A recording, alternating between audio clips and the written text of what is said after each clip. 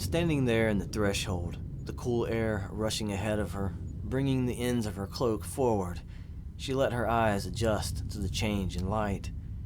With the glow of the humanoid at her back, the dimensions of the chamber were chiseled out of the gloom. 2 pyres stood at the far end, lending their flames to the slow revelation. She was already targeting all the shadows stretching toward her, trying to put together the dark shapes positioned within them. So many jagged formations, not moving, slumping, slanting, or resting upon that of another unnamed object. Featured in the very center, where her eyes eventually rested, had to be a table. Rectangular in shape, one of its long sides was facing the front of the chamber. She wanted to ask what had happened here, but she held her tongue due to the figure sitting upon that table.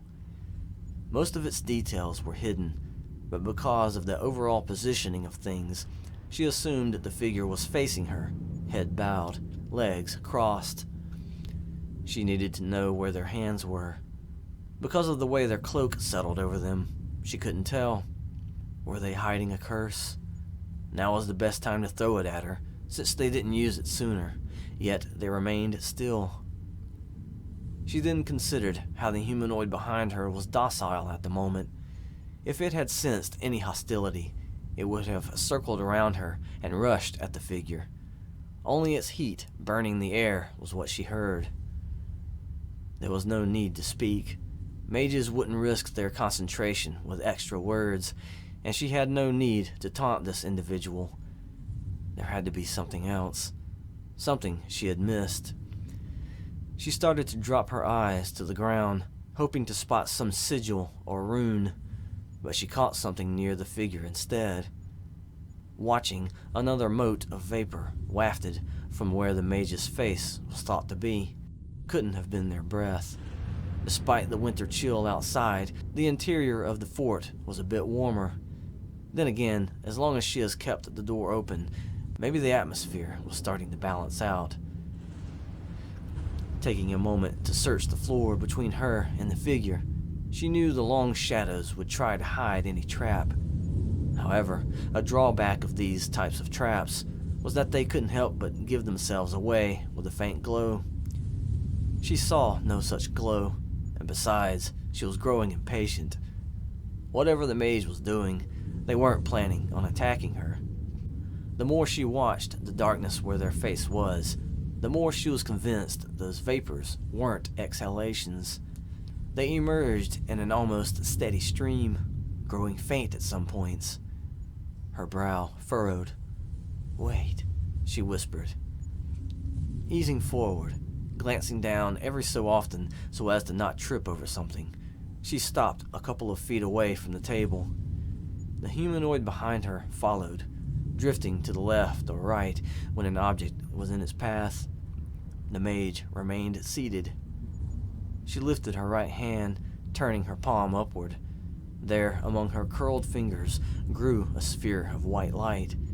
It stayed within the confines of the small cage her fingers formed around it, but its brilliance reached out beyond her. The shadows at her sides and at her feet scurried away. A large portion of the table in the center of the chamber was revealed, exposing the front of the mage. The surface of their black cloaks sparkled, but that had been secondary to what she was suddenly aware of. It was no wonder vapors were emitting from the open section of their hood. The only part of the mage that was exposed was their face. Their pale blue skin reflected more light than that of their cloak. Now she knew what those sparkles were. Ice crystals. More than that covered the mage's face. They were frozen solid. So much ice was there that she couldn't tell if their eyes were open or not. "Self-inflicted," she whispered, running her eyes all along the surfaces of the mage's robes, then back to their face. Her attention then shifted to her surroundings. Lowering her hand, she snuffed out the light in her palm by closing her fingers around it. Bringing back all of those shadows, she didn't have to have clarity given by more light to have an idea of what happened in here. This fort was old, and these mages might have been nothing more than a gang. But with everything strewn about like this, she was starting to wonder whether or not the hostage had already freed himself. If that was the case, and if the mages outside weren't even aware, then that could very well mean something was still happening within this fort. She looked up, disregarding the stone ceiling above.